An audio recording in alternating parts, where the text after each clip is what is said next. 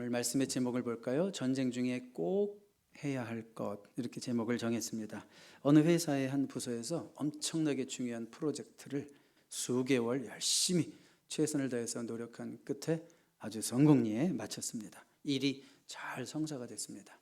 그 프로젝트가 끝나고 상사가 이제 직원들에게 어나운스를 합니다. 뭐라고 얘기했냐면, 여러분 수고하셨습니다. 정말 수고하셨습니다. 일단 오늘 저녁은 회식입니다.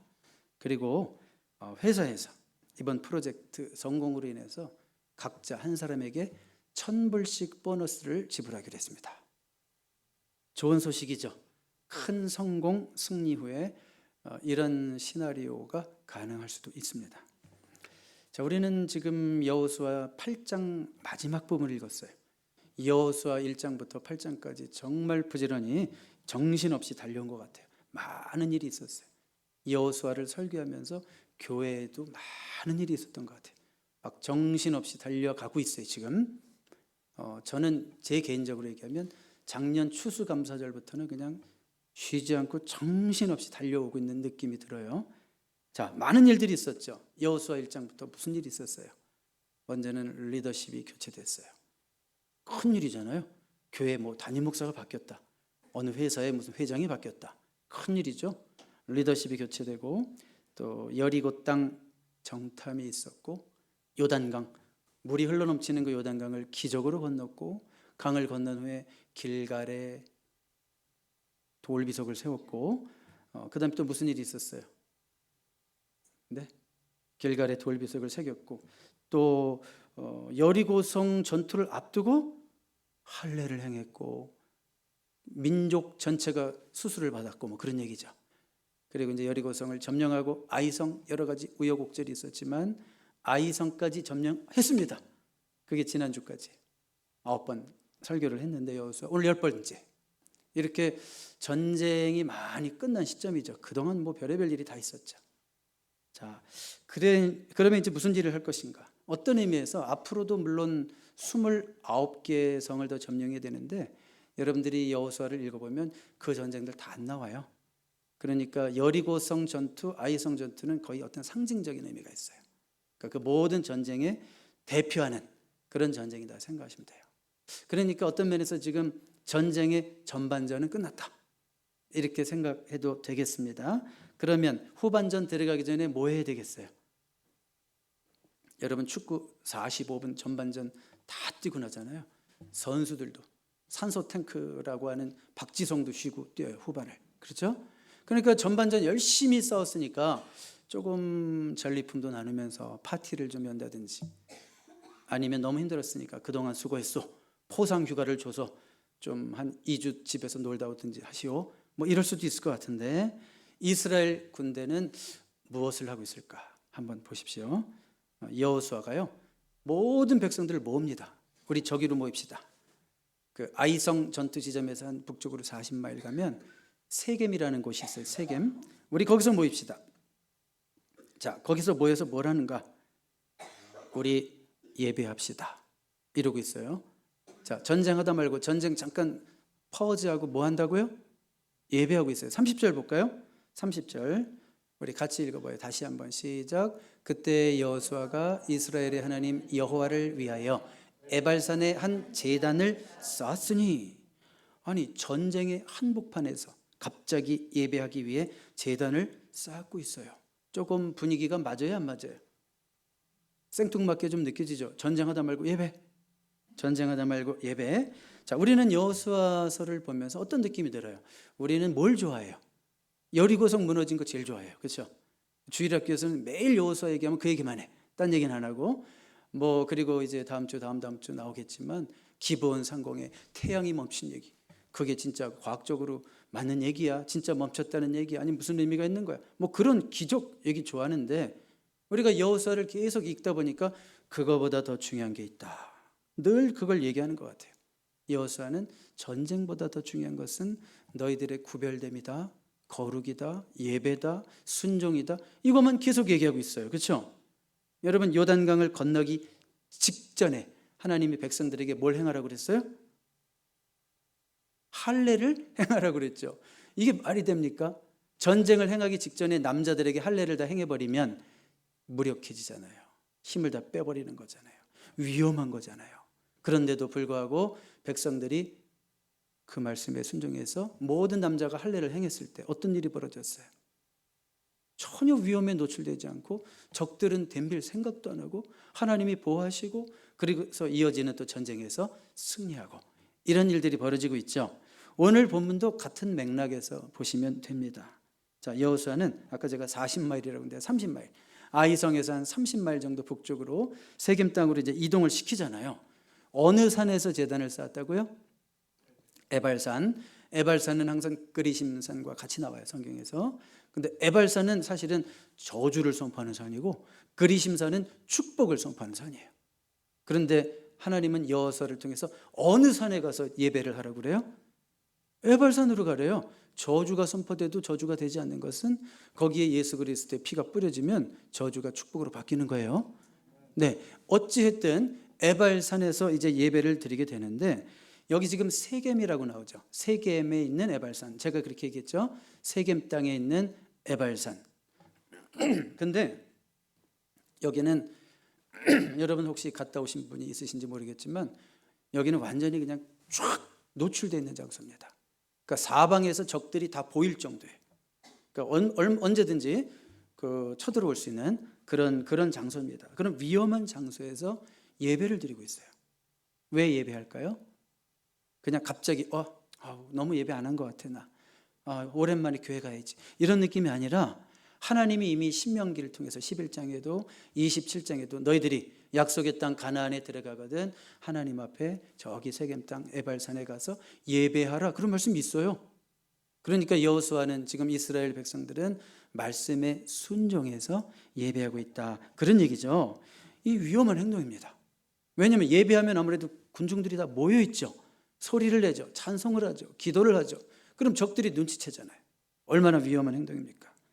그럼에도 불구하고 여호수아가 우리에게 가르치는 건 뭐예요? 전쟁보다 순종이 더 중요하다. 전쟁보다 예배가 더 중요하다. 너희들이 진짜 삶의 전쟁에서 승리하고 싶으냐? 그렇다면 예배의 자리로 나오라. 이것을 계속해서 말씀하고 있는 거예요. 자, 그런데 제가 세겜이라는 말을 자꾸 하고 있죠. 세겜에 있는 에발산과 그리심산. 왜 하필이면 세겜일까? 여러분, 세겜 그러면 이스라엘 백성들에게는 세겜 느낌 있는 땅, 스토리가 있는 땅. 왜 그럴까요? 아브라함, 그들의 믿음의 조상, 그들의 조상인 아브라함이 제일 처음으로 약속의 땅 가나안에 와서 예배했던 곳이 어딜까요? 너무 쉽다, 그렇죠? 세겜이란 말이에요. 그러니까 세겜에서 예배하자라고 하는 말은 그렇지, 우리가 누구였던가? 우리 믿음의 조상 아브라함, 우리는 제단을 쌓아야 되는 사람들이지, 우리는 예배해야 되는 사람들이지, 이게 떠오르는 거예요. 그 세겜은 스토리가 있는 거예요. 그래서 세겜에서 예배를 하고 있는 거고, 예배하면서 그들의 정체성을 확인하는 거예요. 우리가 누구였던가? 이렇게 총칼 들고 싸움만 하고 끝나는 건가? 그게 아니라 우리가 누구였던가? 우리는 예배해야 하는 백성이지. 이렇게 점검하고 있는 겁니다. 자, 물어보겠습니다. 지금 어떤 상황 속에서 예배하고 있습니까? 전시 상황 속에서 예배하고 있죠. 다시 물어볼까요? 지금 어떤 상황 속에서 예배하고 있다고요? 전시 상황 속에서 예배하고 있다는 것을 잊지 마십시오. 무엇을 배워야 할까요? 오늘 설교 제목처럼 전쟁 중에 꼭 해야 할 것이 무엇입니까? 예배입니다. 와, 대단하게 대답을 조금만 하셨어요. 네, 오늘 설교 제목처럼 전쟁 중에 꼭 해야 할 것이 뭐라고요? 예배입니다. 여러분의 삶이 전쟁 같으면 여러분들이 꼭 해야 될 것이 뭡니까?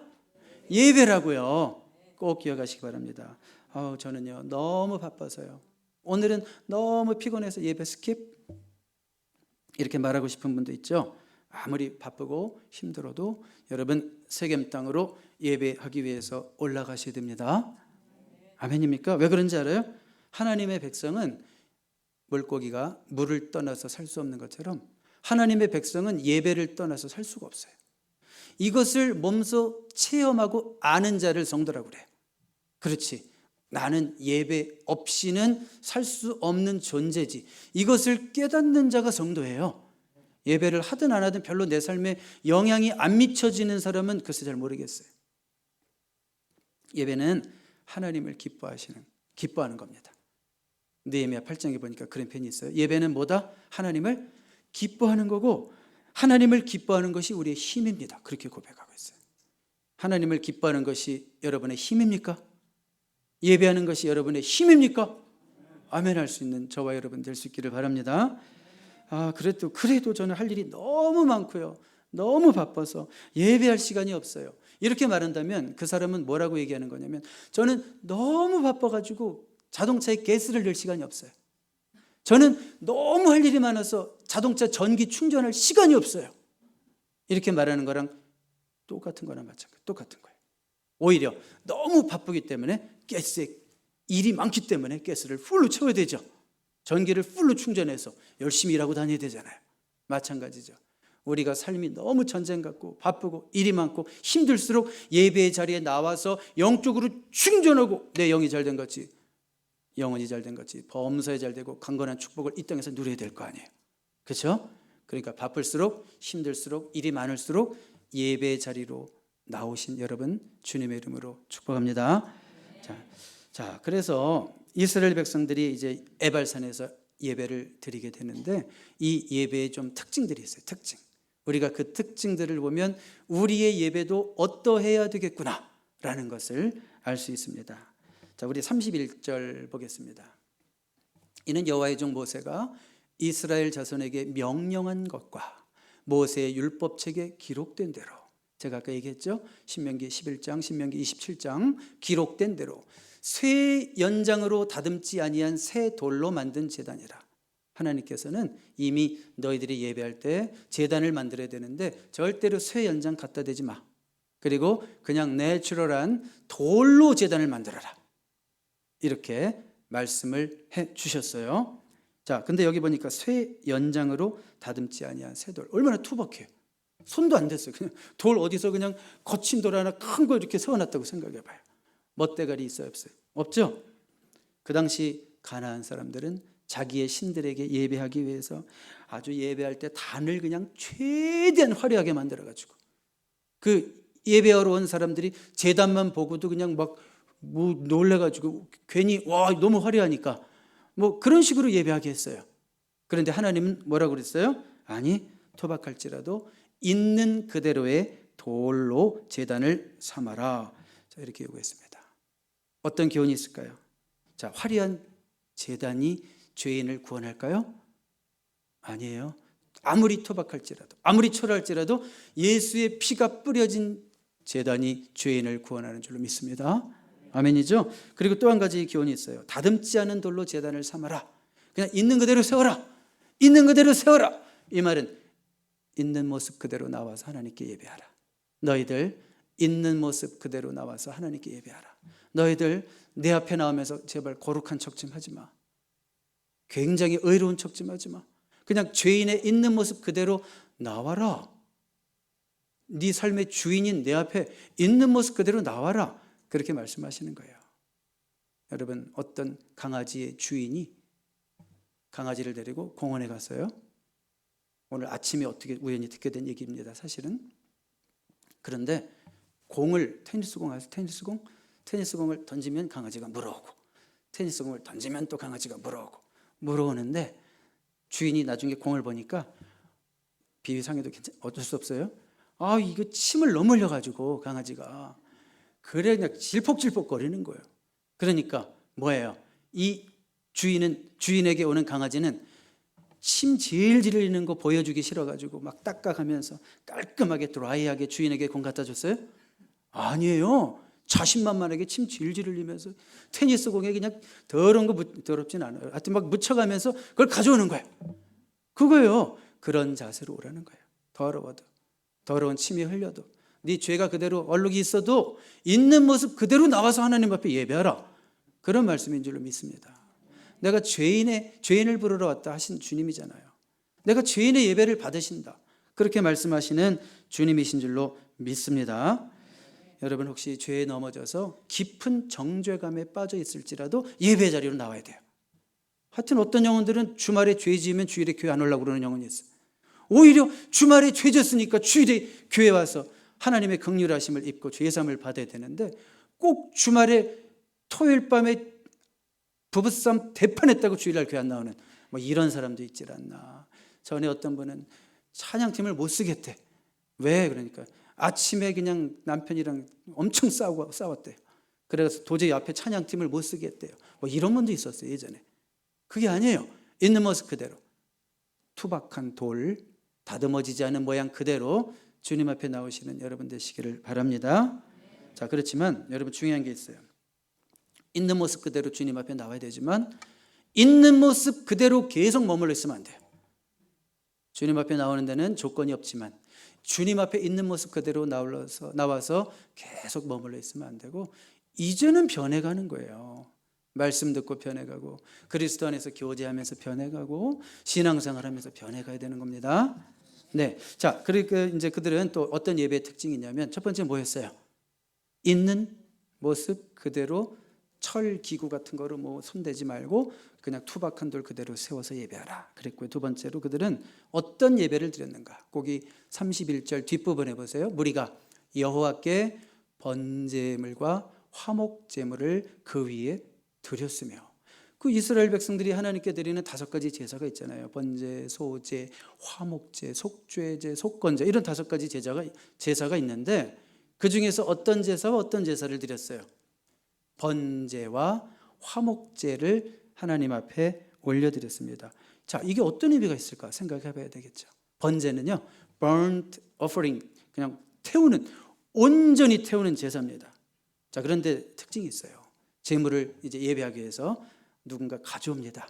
그러면 제사장이 받아서 정리를 해줄까요? 아니면 제물을 가져온 자가 직접 정리를 해야 될까요? 제물을 가져온 자가 직접 정리를 하게 돼 있어요. 직접. 먼저 머리에 안수를 하죠. 누구 머리에? 짐승 머리에. 짐승 머리에 안수한다는 것은 내 죄가 이 짐승에게 전가 트랜스퍼가 되는 겁니다. 그리고 나서 제물을 가져온 자가 직접 칼로 심장을 찔러서 죽입니다. 죽이고 껍질을 벗기고 피를 다 빼는 다음에 껍질을 벗기고 그 다음에 이제 일일이 다 각을 뜨죠. 일일이 각을 떠가지고 아주 깨끗이 씻어서 어디다? 번제단 위에 올려놓습니다. 그리고요 아주 그냥 완전히 태워버려요. 아무것도 안 남게. 번제는 남는 게 없어요. 자, 이런 과정을 누가 해요? 제사장이 해줘요? 아니죠. 여자라고 봐줘요? 아니죠. 아, 무서워요. 한 번도 죽여본 적 이래도 소용없어요. 직접 와서 내가 해야 돼. 다 해야 돼. 왜요? 그런 모든 과정 속에서 그 피비린내 나는 과정 속에서 내가 저렇게 죽어야 되는구나, 내가 저런 죄인이구나 라고 하는 것을 철저하게 느끼게 하는 거죠. 그리고 나서 완전히 태워집니다. 타다 말면 안 됩니다. 타다 말면 안 돼요. 완전히 태워진다. 그러니까 하나님 앞에 전적인 헌신을 말하는 거고, 또 완전히 태워진다라고 하는 것은 나의 자아가 완전히 죽는다, 그런 얘기예요. 여러분, 예배는 우리의 자아가 죽는 시간이에요. 아멘입니까? 예배하고 나면 여러분 이상하게 얼굴이 밝아지고 착해지고 말씨가 고와지고, 도대체 왜 그럴까요? 예배를 통해서 자아가 죽는 거예요. 고집이 죽고 자기 의의가 죽고 교만이 죽고 미워하는 마음이 사라지고, 예배는 우리 자아가 온전히 제단 위에 올려져서 불태워지는 시간인 줄로 믿습니다. 그래서 번제를 드린 거예요. 번제를 드린 거고요. 그 다음에 또 한 가지 뭘 드렸어요? 화목제를 드렸다. 여러분, 화목제는 여러 가지 의미가 있는데 한 가지만 말씀드린다면, 화목제는 하나님과 화목하기 위한 제사고, 또 사람과 이어서 사람과 화목하기 위한 제사입니다. 그런데 전쟁 중에 화목제사를 드린다는 게 의미가 너무 있어요. 전쟁 중에 화목제사를 드립니다. 하나님과 화목하는 것이 모든 승리의 기초이기 때문에. 그렇죠? 지금 화목제를 드리면서 이들은 신앙 고백을 하는 거예요. 아, 이 전쟁이 어디서 오는가? 하나님께 순종하면서 오는 거죠. 하나님과 화목하면 이 전쟁에서 다 이길 수 있다 이거예요. 하나님과 화목하면 인간관계에서도 승리합니다. 그렇죠? 인간관계가 좋지 않다는 것은 어떤 의미가 있어요? 내가 하나님과의 관계가 별로 좋지 않다, 그런 적신호일 수 있는 거죠. 그렇죠? 하나님과의 관계가 모든 인생 승리의 기초다, 이것을 고백하고 있는 거예요. 여러분, 안 그러십니까? 하나님과의 관계가 안 좋으면 되는 일이 없어. 저만 그런가요? 하나님과 관계가 안 좋으면 일단 쭈삣쭈삣해 사람이. 그러니까 인간관계도 서먹서먹하고 자꾸 사람을 피하게 되고, 또 어딜 가도 하나님과의 관계 속에서 당당한 양심의 자유가 없으니까 사람이 영 후질근해져. 그렇죠? 그러니까 하나님과의 관계가 모든 인생 싸움의 승리의 기초라는 거, 그들은 지금 예배하면서 확인하고 있는 거예요. 그렇지, 이 승리는 하나님께로부터 온 것이지, 이렇게 고백하고 있는 겁니다. 우리도 번제와 화목제를 매주 드리고 있는 거예요. 지금 우리가 예배하는 이 시간이 번제를 드리는 거예요. 우리의 자아와 우리의 욕심과 우리의 죄성들이 타는 시간, 없어지는 시간, 그리고 화목제물을 드려서 하나님과 화목하고 또 우리 안에 아름다운 교제를 이루어가는 겁니다. 자, 이제 32절로 넘어가겠습니다. 32절에 보시면 여호수아가 거기서 모세가 기록한 율법을 이스라엘 자손의 목전에서 그 돌에 기록하며, 자, 여호수아는 말씀을 돌 비석, 쉽게 말해서 막 큰 비석이 있다고 생각해 봐요. 그 돌 비석에 그 주셨던 말씀을 일일이 또 다 기억하고 있어요. 기록하고 있어요. 자, 근데 그 어떤 돌이었어요? 정교하고 뭐 예쁘고 화려한 그 돌 아니었죠? 투박한 데다가 그냥 막 쓰는 거예요, 그냥. 그 당시 고대 근동의 왕들은 자기의 업적을 새기기 위해서, 업적을 기리기 위해서 그런 돌에다가 자기의 업적을 기록하고 큰 막 비석을 쌓고 그랬대요. 자, 그런데 여호수아는 뭘 새겨요? 자기의 업적을 새기고 있어요? 하나님의 말씀을 새기고 있어요? 하나님의 말씀을 새기고 있어요. 여호수아도 사실 영웅인데, 그렇죠? 그 가나안 땅의 그 큰 두 성, 여리고성, 아이성을 완전히 소멸시킨 영웅 아닙니까? 영웅. 그런 내용들을 적는 것이 아니라 하나님의 말씀을 기록하고 있습니다. 무슨 얘기예요? 이것도 역시 이 승리는 나로부터 온 게 아니거든. 이 승리는 하나님의 말씀에 순종함으로 왔거든. 이걸 역시 또 고백하고 있는 거죠. 아멘입니까? 자, 여러분, 여러분은 말씀을 어디에 새기신다고 생각해요? 여러분들은 말씀을 어디에 새겨요? 마음에? 그렇죠. 여러분 말씀을 머리에도 새기고, 그렇지만 여기까지만 가면 안 되겠고 어디에 또 새겨요? 마음에 새겨야 할 줄로 믿습니다. 그런데요, 어떤 권사님이 목사님께 이런 말을 했대요. 목사님, 우리 교회 얘기 아니에요.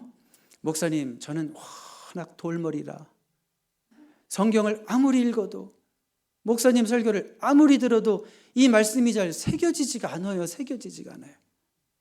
이렇게 고민을 하더래요. 그러자 목사님이 그렇게 얘기했대요. 근데 권사님, 돌에 한번 새겨지면 오래가요. 이렇게 얘기했다는 거죠. 실제로 그렇게 얘기했대요. 그 목사님이 실제로 한번 돌에는 새겨지면 오래간다고. 여러분, 실제로 그 세겜 땅에 성지 순례를 다녀오신 분이 얘기를 해요. 에발산까지 가보니까 여호수아가 쌓았던 제단이 사라지고 없더래요. 근데 흔적은 남아있대요. 흔적은. 아, 여기구나. 흔적은 남아있는데 몇 년 지났냐면 3,500년쯤 지났어요. 거의. 그런데 아직도 그 부서진 돌 같은데 히브리어로 새겨진 하나님의 말씀의 조각들이 아직도 있대요. 그래서 깜짝 놀랐대요. 그 뭐 성지순례 차원에서 뭐 좀 보존을 더 해서 그게 또 누가 주워가진 않겠지만, 그런지 3,500년이 됐지만 어디에 새겼기 때문에? 돌에 새겼기 때문에 그렇게 오래 가는 거예요. 그러니까 여러분, 혹시 돌머리가 한 분이라도 계시다면 결코 실망하지 말고, 나는 비록 진리에 이르기까지는 힘들지만 한번 새겨지면 오래 갈 거야, 이렇게 용기를 가지시기 바랍니다. 네, 자, 우리 여러분 말씀을 머리에 새기고 가슴에 새기시면 나중에 그 새겨진 그 말씀이 꼭 필요할 때 떠올라서 저와 여러분을 살게 하는 말씀이 될 줄로 믿습니다. 자, 우리 33절 가보시면, 이제 33절은 무슨 얘기냐면, 이제 여호수아가 모든 백성들을 두 그룹으로 나눠서 세우고 하나님 말씀 낭독할 준비하는 거예요. 온 이스라엘과 그 장로들과 관리들과 재판장들과 본토인뿐 아니라 이방인까지 여호와의 언약궤를 맨 레위 사람 제사장들 앞에서 교회의 좌우에 서되 절반은 그리심산 앞에, 절반은 에발산 앞에 섰으니 이는 전에 여호와의 종 모세가 이스라엘 백성에게 축복하라고 명령한 대로 함이라. 자, 두 그룹으로 나눴어요. 세겜이라는 땅은 굉장히 분지예요. 넓은 그 라운드 밸리라고 생각하면 돼요. 분지, 그런 골짜기인데 분지처럼 아주 굉장히 넓습니다. 그리고 양쪽으로 뭐가 있어요? 산이 있어요. 에발산, 그리심산, 한 900m 정도 되는 두 개의 산이 있는데요. 자, 한번 사진으로 볼까요? 다음 스크린 보세요. 그림으로, 사진과 그림. 자, 이게 지금 실제 사진이고 넓은 분지가 보이죠. 그리고 그 앞뒤로 무슨 산이 있어요? 에발산과 그리심산이 있고, 리더들, 지도자들은 지금 법궤와 함께 가운데 서 있고, 여호수아도 보이십니까? 그리고 양쪽 산으로, 물론 단순화시켜서 그랬지만 12지파가 이렇게 사이좋게 서 있단 말이에요. 몇 명이요? 거의 200만이 지금 여기에 다 모여 있어요. 다 모여 있습니다. 자, 그런데요, 생각해 보세요. 또 성지순례 다녀온 분들이 그런 얘기를 하더라고요. 실제로 양쪽 산에 올라갔대요. 실험을 해보려고. 그래서 이쪽 산에서 10계명을 낭독했대요. 그랬더니 저쪽 산에서 10계명이 생생하게 들리더래요. 또 저쪽 산에서 10계명을 외우면 이쪽 산에서도 있는 사람들이 그걸 소리를 생생하게 들을 수 있었대요. 무슨 얘기냐면 지형적으로 완전 무슨 뭐라고 그럴까요? 천연 야외 극장, 그렇죠? 내추럴 앰피티어라요. 천연 야외 극장 같은 곳이란 말이에요. 그러니까 한번 생각해 보세요. 여호수아가 말씀을 팍 선포할 때 쩌렁쩌렁 울리는 여호수아의 목소리가 백성들 귀에 다 들리는 거예요. 다 들리는 거예요. 천연 야외 극장처럼 되어 있는 장소이기 때문에. 자, 그런데 여기 34절 다시 볼까요? 거기 보면 34절 다시 보시면, 그 후에 여호수아가 율법책에 기록된 모든 것대로 축복과 저주하는 율법의 모든 말씀을 낭독하였으니 그랬습니다. 자, 여호수아는 축복의 말씀만 선포하고 낭독한 것이 아니라 또 저주의 말씀까지도 낭독했습니다. 그러면 백성들은 이 말씀들이 낭독될 때, 그 신명기 27장에 가면 나오는 얘기인데, 이 말씀이 하나하나 낭독될 때마다 뭐라고 대답해야 되는지 아십니까? 아멘, 아멘이라고 대답하라고 하나님이 명까지 하셨어요. 그래서 예를 들어서 영혼이 잘된 같이 범사가 잘되고 강건할지어다 그러면 뭐라고 얘기돼요? 아멘. 율법을 어기고 우상 숭배하는 자는 저주를 받을지어다. 아멘 하기 싫어도 아멘 하라고 그랬어요. 아멘 하라고. 자, 여기 듣는 자의 책임이 있는 거죠. 듣는 자는 하나님의 말씀을 골라가면서 들으면 안 돼요. 유튜브 설교 보시는 분들 제목 마음에 드는 것만 클릭하시면 안 돼요. 그렇죠? 듣고 싶은 말씀에만 아멘 하면 안 된다는 거예요. 성숙한 예배자는 축복의 말씀뿐만이 아니라 저주의 말씀까지도 들어야 돼요. 아멘 할 수 있어야 돼요. 여러분, 그런데 하나님의 백성을 저주하는 말씀이 성경책에 있을까요, 없을까요? 말이 돼요? 없어요. 겉으로는 저주하는 것 같지만 결국은 그것은 그냥 우리를 정신 차리게 하고 놀라게 하는 말씀일 뿐입니다. 우리를 책망하는 저주의 말씀도 결국은 우리를 잘되게 바른 길로 인도하시는 말씀이기 때문에 우리는 어떤 말씀에도 아멘 해야 될 줄 믿습니다. 네, 이게 바로 듣는 자의 책임입니다. 그러면 전하는 자의 책임은 뭐였어요? 35절 볼까요? 35절, 모세가 명령한 것은 여호수아가 이스라엘 온 회중과 여자들과 아이와 그들 중에 동행하는 거류민들 중에서 낭독하지 아니한 말은 하나도 없었더라. 낭독하지 아니한 말은 하나도 없었더라. 하나님이 우리에게 주신 말씀, 설교자에게 주신 말씀, 전하지 않은 말씀은 하나도 없었더라. 이게 바로 전하는 자들의 책임이에요. 전하는 자들도 성도들 눈치 보면서 이 말씀 들으면 저 성도 되게 싫어할 것 같아, 목사랑 사이 안 좋아질 것 같아, 이러면서 취사 선택해서 전하지 말라는 말이죠. 그렇죠? 말씀을 맡은 자의 책임은 뭐냐면 맡겨주셨으니까, 전달하라 그랬으니까 어떻게 전달해야 돼요? 정확하게 전달해야 되겠죠. 그렇죠? 손상 없이 전달해야 되겠죠. 이해가 가요? 예를 들어서 제가 누구에게 부탁을 받았어요. 보통 부탁이 아니에요. 제가 예스를 했어요. 뭐냐면 그림 한 점 10만 불짜리, 여러분 집에 있는 그 걸려있는 그런 거, 그림 한 점 10만 불짜리를 저분에게 좀 꼭 전해주세요. 이렇게 부탁을 받았어요. 나를 신뢰하고 나를 믿고 그 일을 나에게 맡겼어요. 그러면 제가 그 그림을 그분에게 전달하기 위해서 아주 careful, 그렇죠? 아주 조심하면서 기스 나지 않게, 뭐 혹시라도 찌그러지지 않게 잘 전달하는 게 제 책임이죠. 전달하는 과정 속에서 막 떼묻고 구멍 2개쯤 나도 괜찮아요? 절대 안 되는 거예요. 10만 불짜리이기 때문에. 그런데 하물며 10만 불이랑 비교도 안 되는 하나님의 말씀을 맡은 자가 그 말씀을 전달하는 과정에서 다 손상시키고 해석도 다 틀리고 들어야 될 얘기 안 하고 듣기 좋아하는 얘기만 골라서 전하고 그런 식으로 전달하면 맡은 자의 책임을 다한 거예요? 못한 거예요? 못한 거잖아요. 아무리 듣는 사람이 불편하고 힘들지라도 이 말은 꼭 들어야 된다면, 하나님이 하시는 말씀이라면 전해야 되는 것이 전달하는 자의 책임인 줄로 믿습니다. 제 바람이 있습니다. 전하는 저도 여러분들 앞에서 정말 하나님 말씀대로 제 사심이 들어가도 안 되고, 말씀을 이용해가지고 성도들 이런 말 들어라 하면서 조작을 해도 안 되고, 아니면 듣기 불편하다고 이런 말씀을 빼버려도 안 되고, 오직 하나님의 말씀을 말씀대로 여러분들에게 가감없이 선포할 수 있는 그런 목자가 되기를 원하고, 여러분들도 말씀을 들을 때 이 말씀은 아직 나는 때가 안 됐어 이러면서 거르고, 이 말씀은 이거는 뭐 아니야 아직은 뭐 이러면서 거르고, 이거는 김 집사가 들어야 돼 이러면서 거르고 이러는 것이 아니라 어떤 말씀에도 아멘으로 응답할 수 있는, 그렇게 전하고 그렇게 들을 수 있는 은사 공동체가 될 수 있기를 바랍니다.